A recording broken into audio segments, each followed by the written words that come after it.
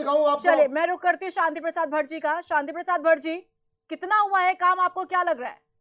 Smart राजधानी है क्या, बन पाएगी क्या?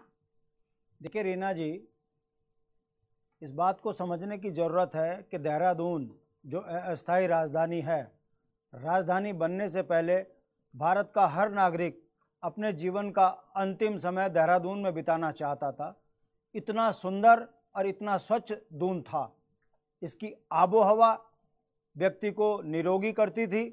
इसीलिए भारत का हर वर्ग का नागरिक देहरादून में अपना घर बनाकर अपने आप को बहुत अच्छा महसूस करता था। 9 नवंबर 2000 को राज्य बना, ये अस्थायी राजधानी बनी।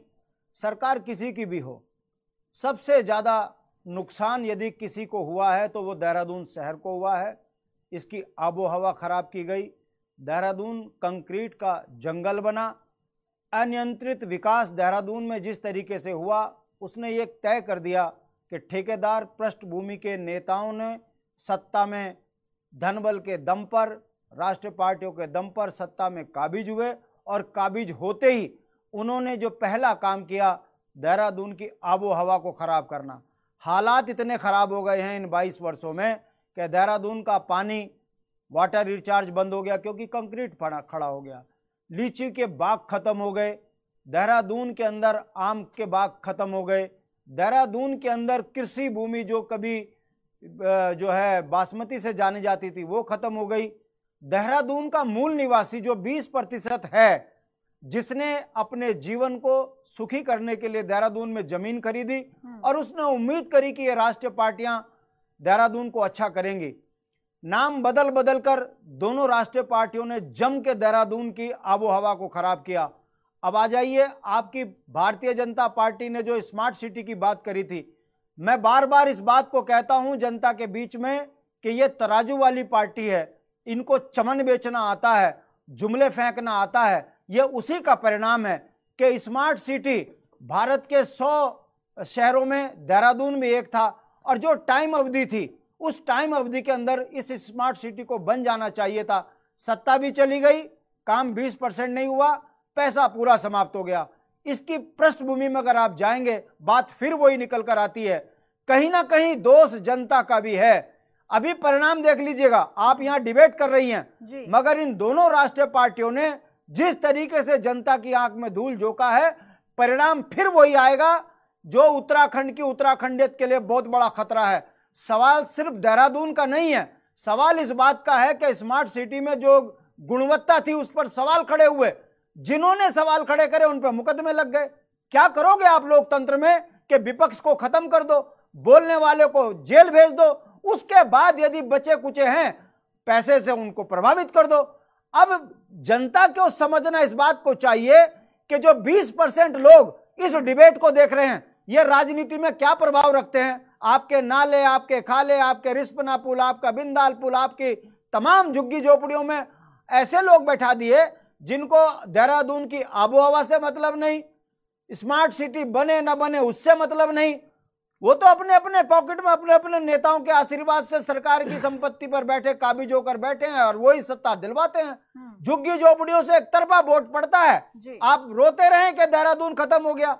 सुप्रीम कोर्ट से लेकर हाई कोर्ट तक इन सरकारों को गाइड कर रहा है कि आप तय समय पर कीजिए, भ्रष्टाचार को खत्म कीजिए, जो योजनाएं भारत उत्तराखंड में लगी है उसको पूरा कीजिए। आप देखिए कहां कहां भारत उत्तराखंड की जनता के साथ धोखा नहीं हुआ।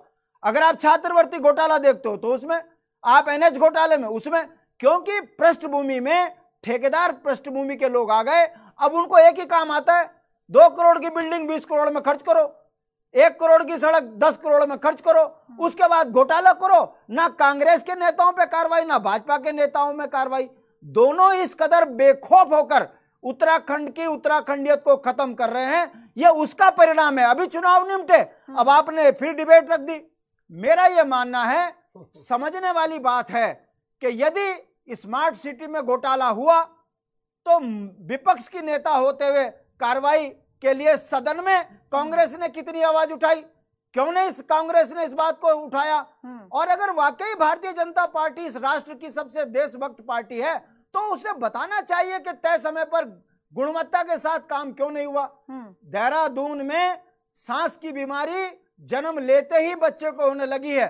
और जो पैसे वाले लोग हैं, अब उन्होंने देहरादून में मकान बेच बेच कर जो है पहाड़ की कंदराओं में अपना जीवन को सुरक्षित कर दिया है।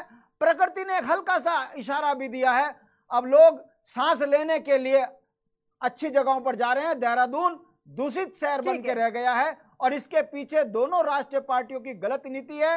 इनको जमीनें बेचना आता है, इनको उत्तराखंड की उत्तराखंडियत खत्म करना आता है। आप कितनी ही डिबेट कर लीजिएगा, परिणाम फिर वही आता है कि जिस राज्य की 64 लाख जनसंख्या थी 1.5 करोड़ हो गई, कहां बसाओगे?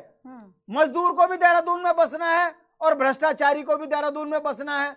क्लर्क की राजनीतिक हैसियत, व्यक्ति की ऐसी हैसियत हो गई कि आज ही देखिए समीक्षा अधिकारी 75,000 रुपए रिश्वत लेते पकड़ा गया। ये तो एक तरीका है, हर हफ्ते आपको पटवारी, एसडीएम, ठेकेदार, हर आदमी उत्तराखंड को लूट रहा है। ऐसे में आप स्मार्ट सिटी की कल्पना और उत्तराखंड की जनता को न्याय देने की बात करना, ये मुझे लगता है कि लोकतंत्र में इससे बड़ी बेईमानी नहीं है। हमको ये मान लेना चाहिए, या तो संघर्ष के व्यक्ति को सत्ता के सत्ताधीश बनाइए और अपने राज्य से लेकर अपने बच्चों का भविष्य। मनोज अष्टवाल से मैं आऊंगी आपके पास, लेकिन हाँ, लेकिन फिलहाल यहाँ रुक रहे हैं एक छोटे से ब्रेक।